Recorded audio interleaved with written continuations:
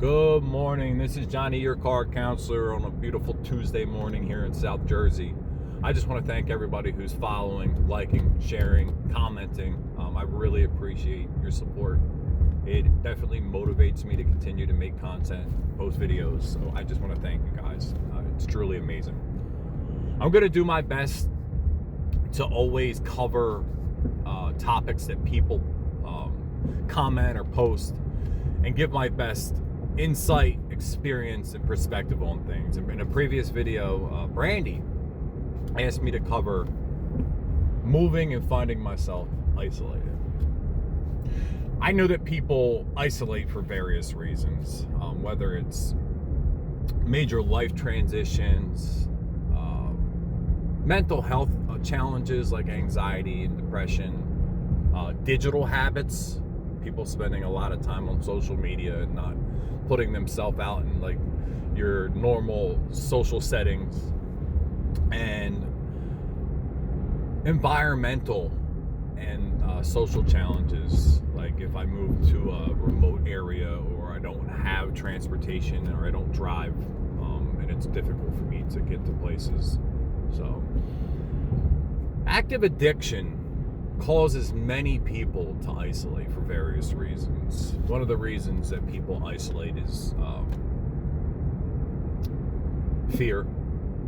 And I'm going to touch on fear in another video for sure. I think that fear is a huge topic to cover. But people don't want to be judged, right? Or they don't want to let people down, or they don't want to let family members see how the conditions they're in due to active addiction.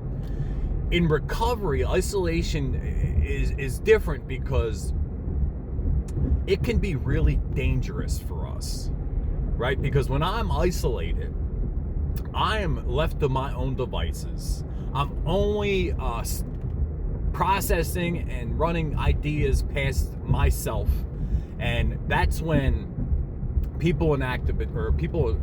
early recovery get really good ideas. And those really good ideas are the things that often lead us to trouble. If I'm isolating because of a mental health challenge, because of anxiety and depression, that's a whole other animal that we have to deal with. But if I'm choosing to isolate, right? If I'm not putting myself out there because of it's like kind of like being the new kid in school, right? That if you made a major geographical change and you don't know a single person, maybe one family member, and you have developed a network of people in the previous location you were at, it's important for us to put ourselves out there, right? Regardless of the fear of rejection, regardless of it just doesn't feel natural. I have intimate and close relationship with people where I'm from, and now I'm here, and it takes a while. I'll say this: if you're looking as a person in recovery for a network of people in a new location, they're not just going to show up at your door. They're not just going to come knocking and all hang out, and they don't know who we are. They don't know us. Why would they just take a chance and show up at your door and hope that you're willing to let them in? People just don't know that about us. So it's important for us to have the same practices and the same willingness when we move out of our environment and start to cultivate relationships. We got to put ourselves out there. We got to take chances. And not everybody's going to be our cup of tea, right? We're not going to be everybody else's cup of tea. We're not going to like everybody. That's okay.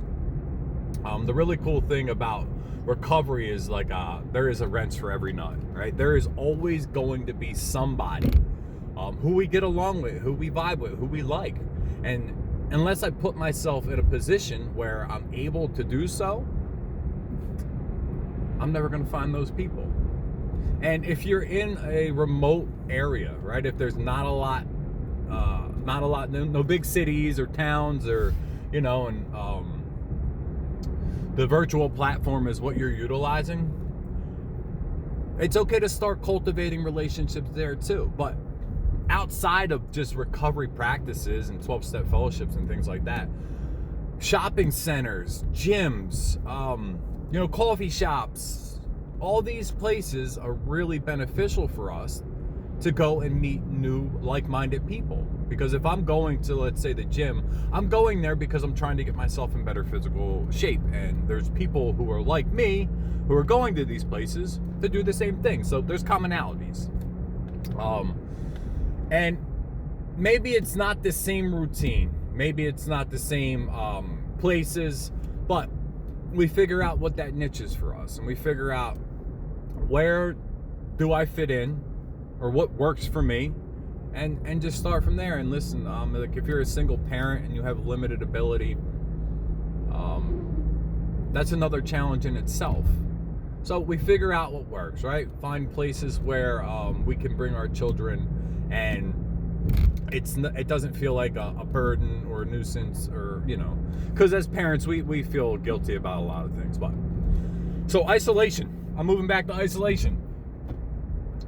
Try to be careful of how much we're isolating, right? If I notice that I haven't left the house in a week and I haven't talked to anybody outside of the people in my house in a week, it's probably a good idea for me to go somewhere and just talk to other people. Whether that's just a simple generic conversation in a grocery store, or like I said, at the gym or social center, or any of those places that are available to us. And maybe that means that we need to develop new hobbies. Maybe I need to do whatever is available in the area, so that I can start to meet new people and develop new friendships, and again, put myself out there. So isolation, again, can be dangerous. Let's be really careful about how much we're isolating and how much of our thoughts we're paying attention to, so that we don't find ourselves backed into a corner that we can't get out of clean. So that's my video on isolation. Hopefully that helps you, Brandy. There is always these platforms, reaching out to the people who are in your network currently, who can kind of help walk you through it, give you other suggestions, and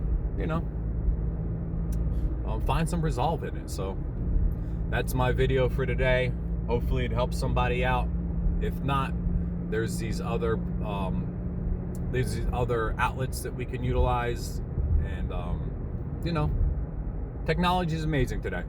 There's therapy that's online, there's 12-step meetings, there's you name it, it's out there. So it's just about us doing the work that it takes to get to the places that help us. So until next time, guys, have a good day.